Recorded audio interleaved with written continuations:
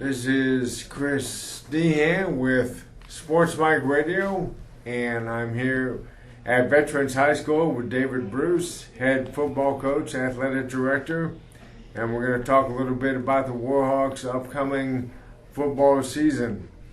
Coach Bruce, talking a little bit about the team. Sounds like competition is kind of where it's at for positions and moving forward into the season. Yeah, we're excited about this year. It's our fourth year, and we got all our own guys. We feel like this is the year that we need to get over the hump and become a playoff team. And we're excited about the challenge.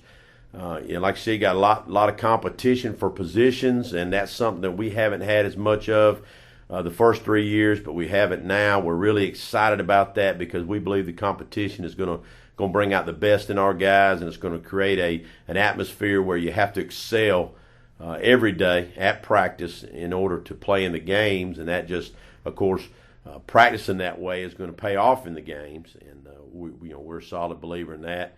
But we're excited about it. We feel like we've got a group of young athletes, young gentlemen that are going to get out there and give it the best they got. Got a good group of coaches, and we're excited about the possibilities for this season. That competition on the offensive line, especially, you've got some bell cows there with Trent Payne, and it's just, but you've got three kids that are kind of going to be battling for the other spots. Yeah, we've got Trent Payne and Justin Sims back, and those guys started last year for us at left guard and left tackle, and we've had to do a little moving around, and we're going to have three new starters in the offensive line, but we're excited about those kids. We think they're going to be able to step in and do a great job for us. Possibly could be a senior and two sophomores, maybe three sophomores. But we're excited about their possibilities. They're good kids, hard-working kids. They paid the price all summer, and we've been out there battling, and they've been holding their own, and we're real proud of them. We got a very good group of 10th grade offensive linemen we're excited about, and we're excited to see what they're going to do under fire here Friday night.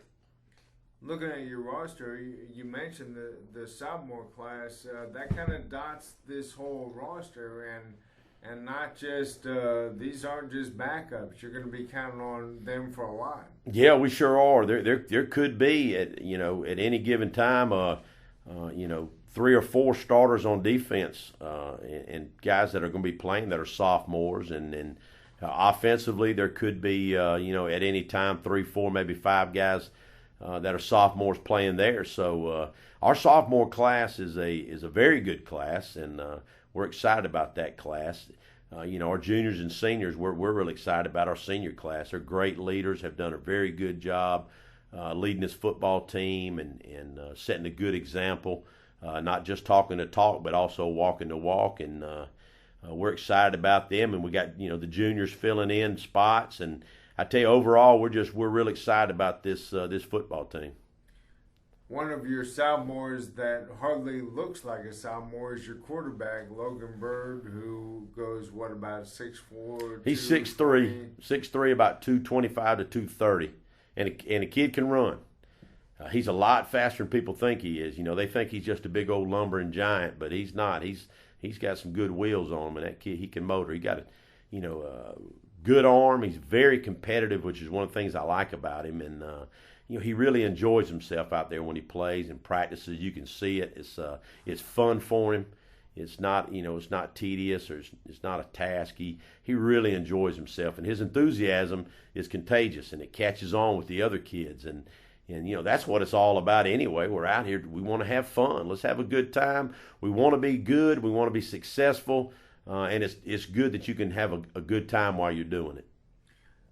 He's going to be running the ball some. You've got some other running backs. Talk a little bit about them and how important it is for you all to establish the running attack. Well, like we talked about earlier, for 3 years we haven't had a consistent ground game, and I'm just of the opinion, I'm old school, but I just don't think you can win consistently in high school unless you can run the football. And obviously we have not won consistently, and I think a large part of that's been due to the fact that we Well, offensively, we haven't been able to establish a ground game. We can't control the clock. We can't control the tempo, things of that nature. And, of course, on defense, we give up too many big plays, which is another Achilles heel for a team. But, we got to learn to establish that ground game. And I think this year, with the backs we have, Keon Pearson, number 5. He's a little ball of muscle. He's about 5'5", weighs about 165 pounds. He ain't nothing but solid muscle, and he can run. He's fast. He's a legitimate breakaway threat. And we have Ben Williams. He's nursing a hamstring right now, but he should be back. Hopefully, Ben Thomas. I'm sorry. Hopefully back for the game against Warner Robins, and then we have Dejuan Harris, a sophomore. So we got a good little bit of competition going on right there at the running back position. And that's good because we haven't had that previously. We really haven't, and that's been sorely lacking. So we're excited about that. On defense, you mentioned the big plays have killed you. How do you address that as a coach, as a defensive coach? Well, I've been doing this a long time, and that's one of the main things I stress on defense is, number one, you can't give up the big play, and number two, you got to be able to control the run game. And if you can do those things, you're going to win a lot of games. And we haven't done a great job at either one since I've been here, and we're hoping to change that trend. Big plays are just, you can battle and battle and battle. You give up one big play, and that changes the whole complexion of a game. So you just can't give up the big plays. You got to make an offense earn every yard. And if you do, most of the time something's going to happen that's going to derail them. Whether it's defensively or something they do to themselves. It's hard to drive the football all the way down the field. It's hard to do. So you can't give up those big plays. That's a no-no. And then stopping the run consistently.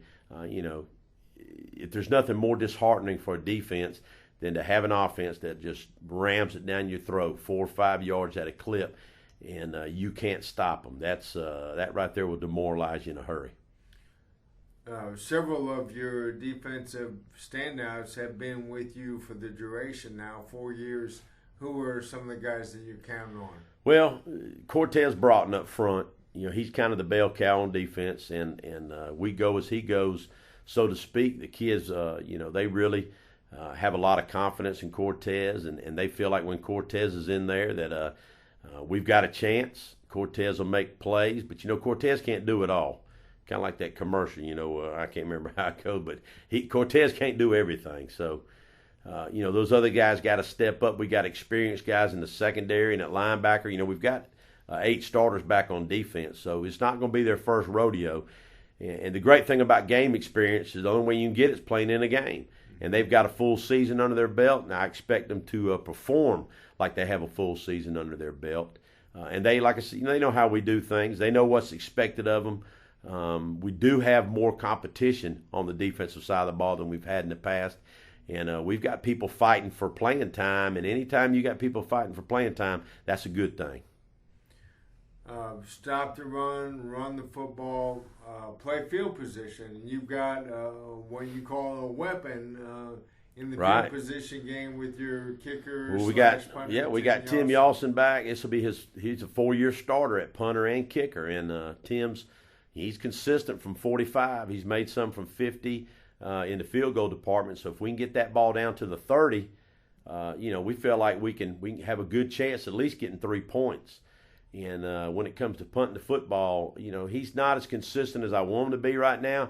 But when he gets a hold of one, which is about 2 out of every 3 kicks, he's really getting a lot of height and distance on it, and that's going to cause a lot of problems. Kids trying to catch those punts because he gets some college hang time on those things, and if we can get that, and play good defense.